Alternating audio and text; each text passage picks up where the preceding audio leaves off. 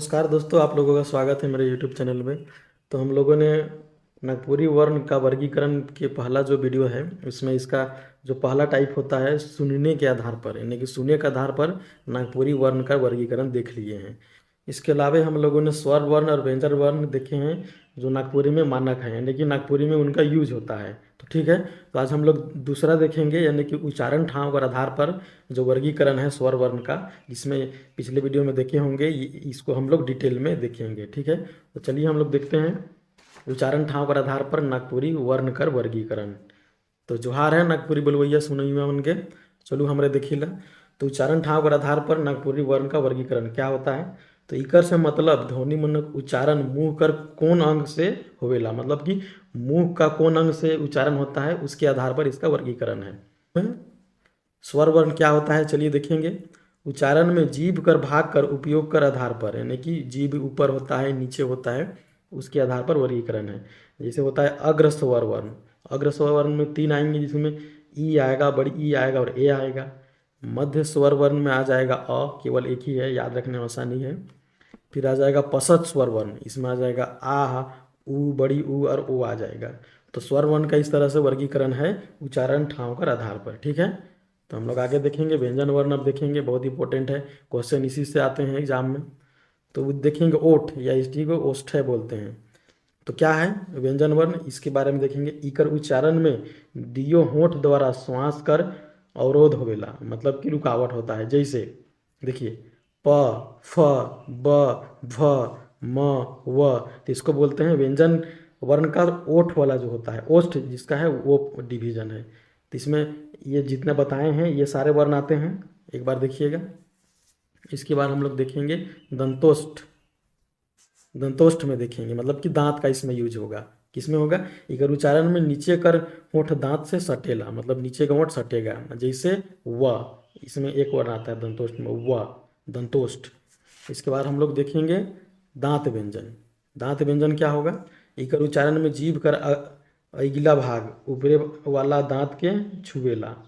जीभ का जो अगला भाग है वो दांत का ऊपरी वाला भाग को छुएगा। जैसे देखिए त, थ, द, ध।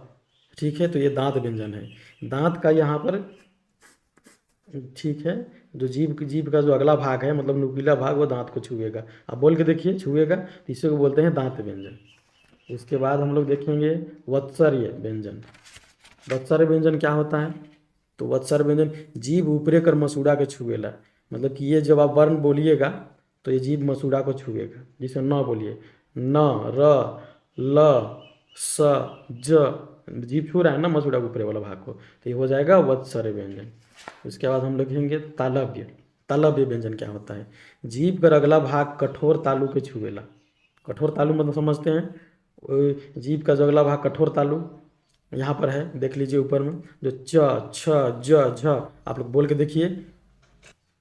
चलिए अब लोग देखेंगे मूर्धन्य व्यंजन। तो मूर्धन व्यंजन क्या होता है भाई, तो जीभ कर उल्टा हुआ नोक मूर्धा के छुएला। देखिए जैसे ट, ठ, ड, ड़, ढ, ढ, ये सब बोलिएगा तो क्या होगा, जीभ का उल्टा भाग मूर्धा को छूता है। बोल के देखिए।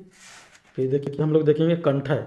कंठय क्या होता है, कंठय व्यंजन जीभ कर पिछला भाग से कोमल तालु सटेला। देखिए क, ख, ग, घ, अंग। तो तालव्य में कठोर तालु छू रहा था, कंठय में कोमल तालु को छूता है। ठीक है, अब हम लोग देखेंगे स्वर यंत्रमुखी। इसमें केवल एगो है तो याद रखने के लिए आसान है, हाँ। तो बिना रुकावट कर मुंह से हवा निकलेला, इसको बोलने में स्वर बोलेगा कि स्वर यंत्रमुखी क्या होता है, तो बोलेगा बिना रुकावट का हवा मुंह से निकलती से हाँ बोले, कोई रुकावट नहीं हुआ। चलिए तो हम लोग देखेंगे नागपुरी जो वर्ण है उसका वर्गीकरण का तीसरा रूप क्या है या तीसरा प्रकार क्या है, तो वह है प्रयत्न कर अनुसार। ठीक है, तो हम लोग देखेंगे क्या है, कोनो ध्वनि कर उच्चारण में मुख कर अंग जैसे जीभ द्वारा जो कोशिश करल जाएला ओके प्रयत्न कहल जाएला। ठीक है, तो ये देखते हैं, इसमें देखेंगे पहले हम लोग स्वर क्या, जैसे स्वर वर्ण क्या होता है, तो स्वर वर्ण इसमें कितना चार प्रकार के होते हैं। समृद्ध होता है पहला प्रकार। ठीक है, तो समृद्ध क्या होता है, जीभ बहुत ऊंच उठेला। जैसे ई, बड़ी ई, ऊ, बड़ी ऊ, तो ई सबका बोलने में क्या होता है, जीभ बहुत ऊंचा उठता है, तो ये हो जाता है समृद्ध स्वर वर्ण प्रयत्न के अनुसार इसका। ठीक है, फिर हम लोग देखेंगे अर्ध समृद्ध क्या होता है, जीभ ऊंच मध्य ठाव में उठेला। जैसे जीभ हो जाएगा ऊंचा तो उठेगा लेकिन बीच में रहेगा, जैसे कि ए ओ।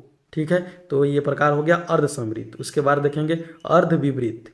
क्या होता है ये? जीभ नीचे मध्य ठाव में रहेला, जैसे कि अ बोलिए तो नीचे रहेगा लेकिन बीच में रहेगा अ। उसी तरह से होता है विवृत, इसका चौथा प्रकार स्वर वर्ण का प्रयत्न कर अनुसार। क्या है? जीभ नीचे ठाव में रहेला, जैसे कि आ तो जीभ नीचे ही रह गया। तो ये हो गया स्वर वर्ण का प्रकार प्रयत्न कर अनुसार। वर्गीकरण का जो 3 प्रकार होता है ना, तो ये तीसरा है, याद रखिएगा दोस्तों। चलिए हम लोग देखते हैं अब व्यंजन वर्ण। तीसरे प्रकार के वर्गीकरण में व्यंजन वर्ण कितने होते हैं या क्या होते हैं उसको हम लोग देखेंगे। ठीक है, तो व्यंजन क्या होता है? प्रयत्न कर आधार पर इकर 8 भाग हुए ना, तो व्यंजन वर्ण 8 प्रकार के होते हैं इस वाले कैटेगरी में। तो पहला होता है स्पर्श व्यंजन।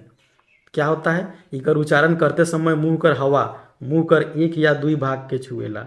जैसे देखिए क ख ग घ ट ठ ड ढ त थ द ध प फ ब भ, ये सब सारे हैं स्पर्श व्यंजन। ठीक है, हम लोग देखेंगे संघर्षी व्यंजन क्या होते हैं। इकर उच्चारण में गर्म हवा मुंह से बाहर निकलेला, जैसे जिसे दंत स बोलिएगा, दंत स। तो ये संघर्षी है, एक ही है तो याद रखने में आसानी है। ये क्या है? संघर्षी व्यंजन, वर्गीकरण का तीसरा टाइप में व्यंजन का। अब हम लोग देखेंगे स्पर्श संघर्षी। स्पर्श संघर्षी क्या होता है देख लीजिए। इकर में स्पर्श और संघर्षी दुइयों कर गुण पावल जाएगा। स्पर्श में क्या होता था? मुंह का हवा एक या दुई भाग को छूता था, और संघर्षी में क्या होता था? गर्म हवा मुंह से बाहर निकलता था। ये दोनों का मिश्रण है, जैसे च छ ज झ बोल के देखिए, दोनों का मिश्रण है। इसी प्रकार हम लोग देखेंगे जो अगला टाइप है व्यंजन वर्ण का, वो है अनुनासिक अंग न म। उसके बाद पार्श्विक जो ल है, फिर उच्छित अंग और द है, लुंठित र है, लुंठित बहुत इंपॉर्टेंट है, ये पूछा गया क्वेश्चन है। अर्धस्वर क्या होता है? य और व। अर्धस्वर इन न तो ये तो व्यंजन है ना स्वर है, तो इसको अर्धस्वर को टाइप इसी कैटेगरी में रखा गया है। तो इकर उच्चारण में जीभ समृद्ध से विपरीत ठाव में जाएगा, बस इसको इतना याद रखिएगा। इसके बाद हम लोग देखेंगे इंपॉर्टेंट वर्गीकरण जो वर्ण का है नागपुरी में, जो है स्वर तंत्री के आधार पर व्यंजन मानक बंटवारा। तो स्वर तंत्री के आधार पर 2 वर्गीकरण है, जिसमें घोष व्यंजन है और अघोष व्यंजन। बहुत इंपॉर्टेंट है, एक बार देखिएगा याद हो जाएगा। जैसे कि कोई भी जो कखरा होता है, जैसे क ख देखिए, च छ त थ प फ ट ठ, मतलब कि कोई भी वर्ग का पहला 2 जो है वर्ण, जैसे क ख वो जाएगा अघोष में। उसके बाद देखिए, उसके बाद सारे जो आते हैं वो घोष व्यंजन आते हैं, जैसे कि ग घ देखिए, च छ क ख के बाद क्या होता है? ग घ। देखिए च छ के बाद क्या होता है? ज झ। तो याद रखना बिल्कुल ही आसान है इसे, घोष और अघोष के। तो स्वर तंत्री के अनुसार जो वर्गीकरण है उसमें घोष और अघोष हैं। और क्या होते हैं? पहला 2 जो वर्ण है वो अघोष होते हैं और उसके बाद वाले घोष होते हैं। तो एक बार देखिएगा तो याद हो जाएगा। उसके बाद हम लोग देखते हैं नेक्स्ट जो वर्गीकरण है, काकल कर प्रयत्न अनुसार व्यंजन कर बंटवारा। ठीक है, ये काकल कर प्रयत्न अनुसार है, तो बहुत इंपॉर्टेंट है एग्जाम के लिए, इसको इंपॉर्टेंट कर लीजिएगा दोस्तों, एग्जाम में रहेगा। तो अल्पप्राण और महाप्राण। ठीक है, अब अल्पप्राण क्या होता है? देखिए क एक छूट गया, उसके बाद ख ग होगा, उसके बाद देखिए घ ख यहाँ है, तो एक छोड़ के अल्टरनेट सीरीज चलता है अल्पप्राण में और महाप्राण में। देखिए ख के बाद ग है, ये दोनों छूटा हुआ है। देखिए यहाँ पर क ख ग घ होता है ना, उसी तरह देखिए च के बाद छ, ज के बाद झ। तो अल्टरनेट वाले सिस्टम चलते हैं अल्पप्राण और महाप्राण में। इसको इसे आप लोग याद रख सकते हैं, या याद रखने के लिए हम बता रहे हैं। ठीक है, तो देखिए पहला और तीसरा जो वर्ण हैं वो अल्पप्राण में आएंगे, और तीसरा और चौथा जो होते हैं वो आ जाएंगे महाप्राण में। बहुत ही सिंपल है याद रखने का, याद रखिएगा, एक बार देखिएगा याद हो जाएगा। तो याद रखने के लिए इसको कह सकते हैं मुंह से कम हवा निकलेला अल्पप्राण में, और महाप्राण में मुंह से बगरा हवा निकलेला। ठीक है, ख बोलिए ज़्यादा हवा निकला। उसके बाद नोट में देख लीजिए, नागपुरी में गांठ बोलते हैं। स्वर वर्ण में अल्पप्राण और महाप्राण कर भेद नहीं होगा। ठीक है, तब यहाँ पर हम लोग व्यंजन वर्ण को तो बंटवारा कर दिए हैं, लेकिन स्वर का नहीं किए। क्यों? क्योंकि होता ही नहीं है। ठीक है, इसके बाद हम लोग लास्ट में देखेंगे कि किस तरह से वर्ण परिचय होता है। अभी देखिए, अगर आप लोग ठीक से पढ़े होंगे तो आसानी से समझ में जाएंगे। जैसे अ क्या होता है? अ क्या होता है? अर्ध विपरीत होता है। क्या है? स्वर वर्ण का एक प्रकार बताए थे ना, अर्ध विपरीत समृद्ध, उसी का एक प्रकार। उसके बाद मध्य स्वर है, देखिए उच्चारण के ठाव के आधार पर, जैसे कि एग्जाम्पल में आकाश और कम। ठीक है, उसके बाद ख देखिए, ख क्या है? महाप्राण, अभी दिखाए हैं, मुंह से ज़्यादा हवा निकल रहा है तो ख महाप्राण हो गया है। उसके बाद अघोष हो गया, फिर कंठ है, कंठ स्पर्श हो गया। पिछला जितना टाइप बताए हैं सब इसमें आ गया, ये व्यंजन है। ठीक है, इस तरह से ब क्या है, अल्प प्राण सघोष ओष्ठ्य स्पर्श व्यंजन है। अब पिछले वीडियो नहीं देखे हैं तो नहीं समझ में आएगा दोस्तों, देख लीजिएगा एक बार।